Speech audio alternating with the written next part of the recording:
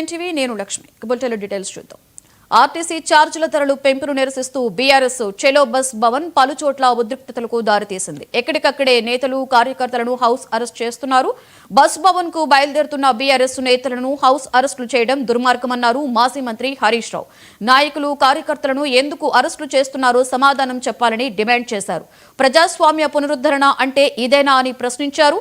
Arrest చేసిన వారిని వెంటనే రిలీజ్ చేయాలని డిమాండ్ చేశారు.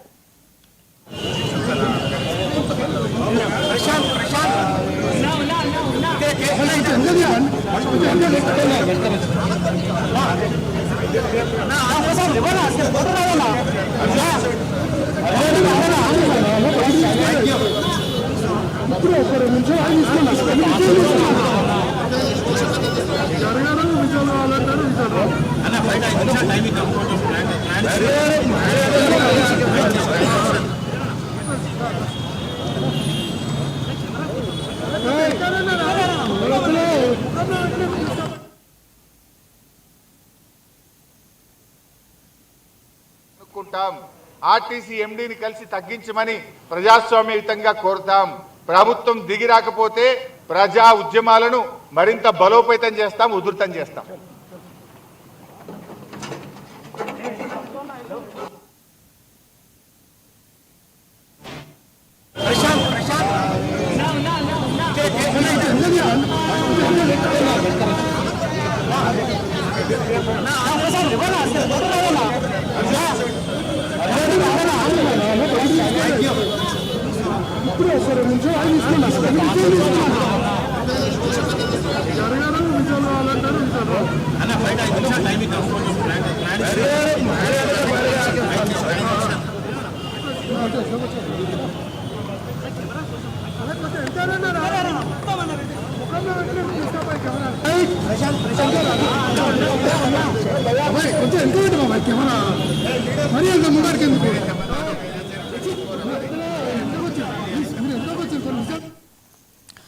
ఆర్టీసీ ఛార్జీల ధరల పెంపును నిరసిస్తూ బీఆర్ఎస్ చెలో బస్ భవన్ పలుచోట్ల ఉద్రిక్తతలకు దారితీసింది. ఎక్కడికక్కడే నేతలు కార్యకర్తలను హౌస్ అరెస్ట్ చేస్తున్నారు. బస్ భవన్ కు బయలుదేరుతున్న బీఆర్ఎస్ నేతలను హౌస్ అరెస్టులు చేయడం దుర్మార్గమన్నారు మాజీ మంత్రి హరీష్ రావు. నాయకులు కార్యకర్తలను ఎందుకు అరెస్టు చేస్తున్నారో సమాధానం చెప్పాలని డిమాండ్ చేశారు. ప్రజాస్వామ్య పునరుద్ధరణ అంటే ఇదేనా అని ప్రశ్నించారు. అరెస్టు చేసిన వారిని వెంటనే రిలీజ్ చేయాలని డిమాండ్ చేశారు. ఇక దీనికి సంబంధించి పూర్తి సమాచారాన్ని మా స్పెషల్ కరెస్పాండెంట్ తేజ అందిస్తారు. తేజ, లక్ష్మి, ప్రధానంగా చూస్తే మాత్రం అంటే ఈ పెంచినటువంటి మరోసారి కాంగ్రెస్ ప్రభుత్వం ప్రత్యేకించి రేవంత్ సర్కార్ ఈ ఆర్టీసీ ఛార్జీల పెంపుతోటి కూడా ఒక్కసారిగా నిరసనలు పిల్లుబెక్కినాయి అన్నట్లుగానే చెప్పాలి. బీఆర్ఎస్ పార్టీ అయితే మాత్రం వీటిని తీవ్ర స్థాయిలో వ్యతిరేకించడంతో పాటు ప్రజల పక్షాన్ని నిలుస్తూ పోరాడుతుంది అన్నట్లుగానే చెప్పాలి. ఎందుకంటే రేవంత్ రెడ్డి అధికారంలోకి వచ్చిన తర్వాత, ప్రత్యేకించి కాంగ్రెస్ పార్టీ అధికారంలోకి వచ్చిన తర్వాత 20 సార్లు అంటే ఈ 20 నెలల కాలంలో 5 సార్లు వరకు ఆర్టీసీ ఛార్జీలను భారీగా పెంచారు. ఒకసారి టోల్ ప్లాజాలకు సంబంధించినటువంటి అంశాలతో, మరోసారి రౌండ్ ఫిగర్ చేసేటువంటి అంశాలతో, ఇంకొకసారి బస్ పాస్ ఈ విద్యార్థులకు సంబంధించినటువంటి బస్ పాస్లను అత్యధికంగా పెంచడం, అంటే ఈ విధంగా కూడా చేసుకుంటూ వచ్చారు. అదేవిధంగా ఇటు ఉప్పల్ గాని మియాపూర్ కి సంబంధించినటువంటి వర్క్ షాప్లు, ఆర్టీసీకి సంబంధించినటువంటి వర్క్ షాపులను అమ్మకానికి కూడా పెట్టారు.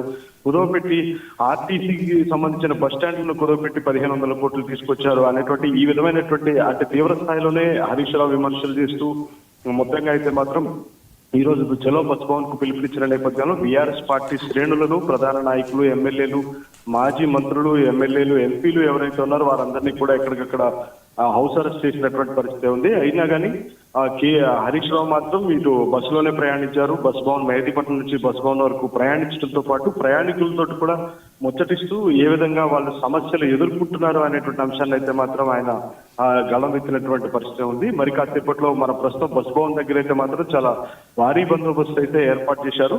ఇక్కడికి మరి కాసేపట్లో ఇటు కేటీఆర్ కూడా చేరుకుంటారు, హరీష్ రావు కూడా చేరుకోబోతున్నారు. అనంతరం వారు మీడియాతో కూడా మాట్లాడబోతున్నారు అన్నట్లుగానే మనం చెప్పాలి లక్ష్మి. అయితే నిజం మనం చూసుకుంటే నేపథ్యంలో అసలు కేటీఆర్ అయితే హౌస్ అరెస్ట్ చేసినట్లుగా మనకి సమాచారం తెలుస్తుంది. అలాగే మీరు అన్నారు ఇప్పుడు అక్కడ ఉద్రిక్త వాతావరణం నెలకొంది, నిరసన తెలియనివ్వట్లేదని. ప్రస్తుత పరిస్థితి ఏంటి తేజ, అసలు ఎలా ఉంది ఇప్పుడు అక్కడ?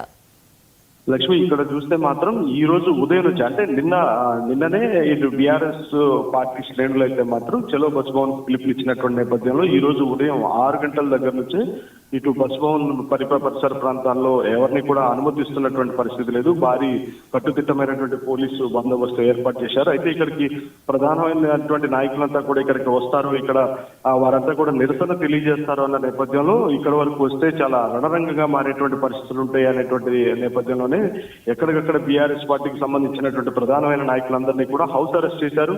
వారి వారి నివాసాల ప్రాంగణాల ముందు కూడా చాలా భారీ పోలీసు బందోబస్తును ఏర్పాటు చేశారు. వారిని ఎట్టి పరిస్థితుల్లో బయటికి రానివ్వకుండా ఉంచే విధంగా కూడా ఏర్పాట్లు చేశారన్నట్లుగానే చెప్పాలి. అయినా కానీ నాయకులంతా మాత్రం ఒక్కొక్కరుగా నాయకులు, కార్యకర్తలు, కీలకమైనటువంటి నాయకులు వారంతా కూడా బస్ భవన్ కి చేరుకున్నారు. బస్ భవన్ దగ్గర అయితే మాత్రం ఖచ్చితంగా పెంచినటువంటి ఛార్జీలను తగ్గించాలి. ఈ 20 నెలల కాలంలో 5 సార్లు పెంచడం జరిగింది.